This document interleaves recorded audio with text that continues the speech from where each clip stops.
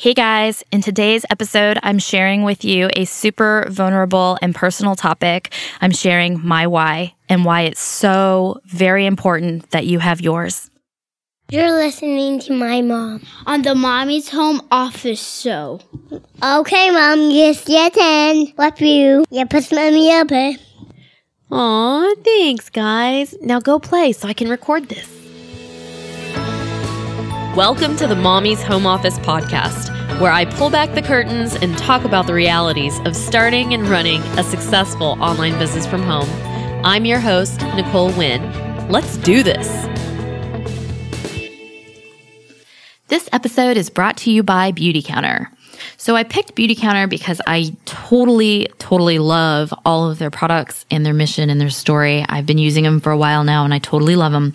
You guys know this, but I'm a huge advocate for knowing exactly what's in the stuff we put into and onto our bodies, because the fact that our skin is the largest organ we have, and it only takes 26 seconds for the chemicals in our personal care products to get into our bloodstreams. Dude, that seriously freaks me out. The EU has banned over 1,400 ingredients from their beauty products, while the US has banned, take a guess, 11. 1. Like, that's nothing. Beautycounter has banned over 1,500 harmful or questionable ingredients from their products, and that's why I chose them. To learn more, go to mommyshomeoffice.com/BC and you will be linked to my Beautycounter page. Now let's jump into today's episode. Finding your why is a journey that we all have to go on. Whether it's your reason for getting healthy, your reason for going back to school, your reason for being or staying married, or your reason for starting and running your own business. And today I'm going to talk about the latter. And fair warning, this is a super vulnerable episode for me, so I just wanted to put that out there. Because starting and running your own business is no joke. It takes a lot of time and commitment and lots of fails to get it right. If you don't have a really strong why, and I mean like rock solid why behind it, then likely you won't reach your goals. I finally found my why, but it was something I struggled with for a super long time. You see, I'm really fortunate to have a husband that makes really good money, and there's no pressure on me to provide financially for my family. And I know I'm super lucky. So why do I work? I work because I can't imagine my life without it. I have so many ideas, I just can't shut my brain off. It's just how I'm wired. I can see monetizing potential and marketing potential in almost everything. It's almost a curse because I have to work really hard to stay focused and not try everything out there. So I'm going to go way back and talk to you about my journey and my story a little bit. So my first business started because I knew I could do it. I was already doing it for a large company and it seemed kind of like the easiest thing. I was working for this really large assisted living memory care community as their director of marketing for my specific community. So when the company sold to a real estate investment trust and they brought in a new administrator that was solely focused on the bottom line instead of the well-being of their very vulnerable residents, I knew I couldn't represent them any longer. My why was gone. I didn't feel like I was helping preserve dignity or a strong quality of life for anyone anymore. At first, I didn't know what to do because prior to the sale of the company, I worked for the gold standard in memory care, and I couldn't see myself selling for any of the other companies I had sold against. Plus, I had just had my first baby and was super torn about the work-mommy life balance. I wanted to work, but I also wanted to be around my little guy. I knew I had to choose a different option, but I didn't really know where to look. So one day, this woman came in and wanted me to sign a referral agreement with her one-person agency. There were these agencies that help find prospects for senior living communities. They consult the family and give them options of senior living communities that fit their needs, and if the family moves their loved one into that community, then they get a nice substantial referral fee, and it doesn't cost the families anymore. This just comes out of their marketing budget. It was kind of like being an affiliate for all the different communities. She had no experience in the industry, but she did have personal experience with her mother going through this whole process. And she also had a really terrible sales pitch and no marketing strategy. Well, this woman changed my life. I wish I could remember who she was and thank her properly, but I don't. After she left, without a signed contract, by the way, a light bulb went off in my head, and I realized that I was already doing that same thing she was doing, but I was doing it for my company. You see, I worked for the most expensive memory care around, and I would spend 90% of my time finding other options for the families that couldn't afford us. Not to mention, I had access to all of the contracts we had with all of the agencies that do this and knew exactly what I loved and hated about each of those agencies. So I was in a really unique position because I had the behind-the-scenes inside knowledge of working with the communities and the personal experience with my grandparents. And that personal experience was what led me into the senior healthcare industry in the first place. So I went to town. I knew I could make a successful business out of being my own one-person senior living advising agency, and I did it. I started my business in January, and then I found out I was pregnant with my second baby boy in February. Talk about stress and hormone craziness. And this was no easy pregnancy. Thankfully, I didn't have any medical complications, just a lot of uncomfortableness, food aversions, sleep issues, and lots of nausea and indigestion. So working on a new business was kind of hard. It was really hard. It was a little rocky out of the gate, but luckily I started this business before the market became super saturated like it is today. It was only me and 2 other local agencies competing against one really large national agency. And a bonus was I had lots and lots of personal connections since I was now marketing to the people that had been my peers before. I quickly got a lot of signed contracts and started getting phone calls from families. And this was working for a while. But I started to realize that I had created a business that I wasn't in love with. Let me tell you why. I'm a very empathetic person. Like, seriously, I internalize and feel the pain and grief that others are going through more than a lot of people I know. And this was a good quality to have for the business that I had started because I could connect deeply with the families that I was helping. But at the same time, I was fried.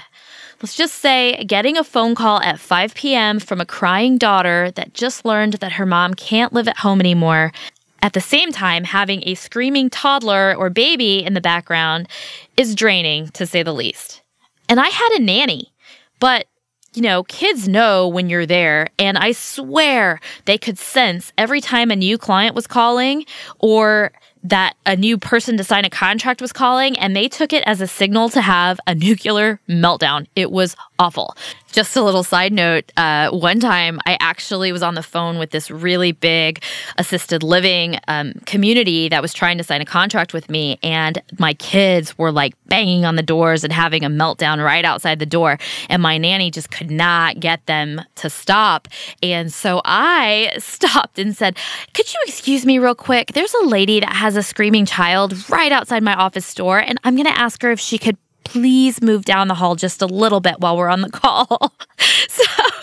So they didn't know that I was working at home because, that's not what they would have liked. And so I had to mold to it, and it was hilarious and it worked, but those are the stories, right? So to add to that fact that a lot of the calls I took were families that didn't have enough funds to go to the nice places. And when I had to tell them about Medicaid and have that Medicaid conversation, their heart broke. And so did mine. It was awful. This biz I created was so unfulfilling. Going through all the emotional stuff and not really being able to help most of the families that I spoke with really started to wear on me. I got to the point that I would cringe every time the phone would ring. I stopped marketing and networking, and my leads started to dry up. Then I found out I was pregnant with my third little guy, and motivation went out the window. But at the same time, I didn't want to throw away all of the hard work I had poured into my business, even though I felt like it was sucking the life out of me. So I started to look for ways to automate things and take my business more online instead of having to hustle every day and hit the pavement every single day to try to find those new leads. That was when I totally immersed myself into learning everything about online business world. And I found Amy Porterfield, B School, Pat Flynn, Michael Hyatt, and all those people. I went through B School with Amy Porterfield in 2015, and I went to her mastermind weekend. And I even joined a mastermind that was formed at Amy's event after that. I poured thousands of hours and dollars into professional and personal development. I just knew I could make my biz life easier and more successful, and I thought I could fall back in love with my business. During the same time, I also had the idea for Mommy's Home Office, and since I was living a paleo lifestyle, I also had the idea for a Whole30 accountability program. So I bought some domains and sat on them, like Mommy's Home Office, 30-Day Paleo, Our Paleo Family. I won't even go into listing all the other domains I've purchased because there's just way too many. Like I said, a million ideas. So at that point, I was starting to be pulled away from my senior living business, but I still had one foot in that business because in my mind, quitting meant that I failed. After leaving Amy's event, I wanted 2 businesses, but I was in no place to do that. I have nothing against having 2 or more businesses, but get your first one on solid footing before you start your next one. For a good year and a half, I flip-flopped back and forth between my senior living business, Mommy's Home Office, and a very short affair with 30-Day Paleo. So 30-Day Paleo definitely could have worked, but I let my mindset kill that idea. Let me explain. I felt like a hypocrite every time I ate something that wasn't 100% Whole30 or paleo, and I got to the point that I was purposefully rebelling against all things healthy because of it. I'll blame it on my uber rebellious nature, but it really shouldn't have been that way. I could have made that work, but it just wasn't in the cards for me. During this same time, in my senior living biz, I automated everything that I could and offloaded all of my clients to a colleague that now pays me a percentage of the referral fee if they move in. And I started to focus more on Mommy's Home Office. My poor mastermind group stuck with me for those 2 years, going through all the ups and downs and changing my mind and all of that.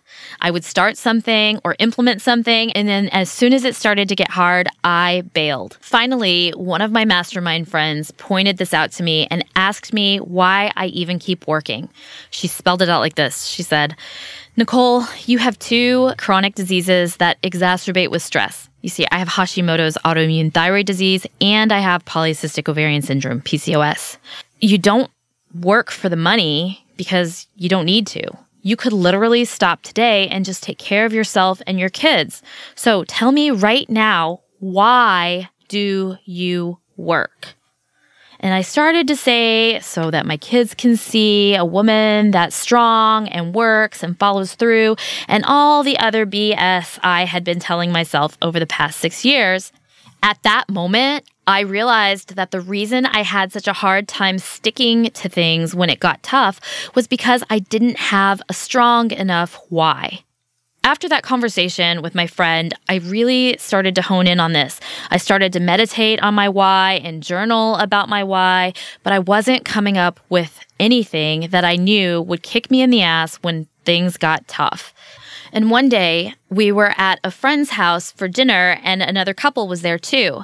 And they had adopted a little boy from China, and because I mentioned that we had been considering adopting our 4th child, she totally pounced on me. She was being super pushy about adopting and even started sending me pictures of kids that needed homes. I'm really positive, actually, that she thought she was being helpful, but it worked the opposite way for us. So my husband was really not into it in the first place, and he was very much on the fence about adoption, and I was trying to sway him to my side. But after this very pushing, overbearing woman started bombarding us with all of this, he caved and he decided he was out. He said that although it had been in my heart, it just wasn't in his. And I totally understand his decision, but that left me with a heavy heart, and I was saddened by the child that I wouldn't be able to help. And it was super hard for me at that point because at the same time, my cousin had just opened her home and life to adopt her husband's 3 nephews that were in foster care. He had been adopted when he was young, but his sister hadn't, and she ultimately became a product of a broken system. And when he realized that she had 3 children living in foster care, they took them in so that they wouldn't be separated. I immediately started sending her everything I could to help, but my heart was super sad for the child I wouldn't be able to help. And then one morning, I had woken up about 20 minutes before the kids, like I try to do every day, and I was setting my intentions for the day, meditating, and having my coffee when it finally hit me. It was like I had been hit over the head with a ton of bricks. I knew what I had to do.